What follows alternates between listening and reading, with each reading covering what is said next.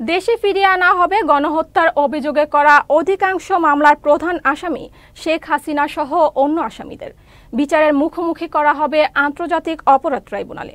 এই লক্ষ্যে পুনর্গঠিত হচ্ছে ট্রাইব্যুনাল। রোববার ট্রাইব্যুনালে এক ব্রিফিংয়ে এই তথ্য জানান আন্তর্জাতিক অপরাধ ট্রাইব্যুনালের নবনিযুক্ত চিফ প্রসিকিউটর তাজুল ইসলাম। তিনি বলেন, ছাত্র জনতার অভ্যুত্থান ঘিরে হত্যাকাণ্ডের তদন্ত শুরু হচ্ছে আজ থেকেই। ভারতের সঙ্গে বন্দি বিনিময় চুক্তির আলোকে শেখ হাসিনাকে ফিরিয়ে আনার প্রক্রিয়া শুরু হবে শীঘ্রই।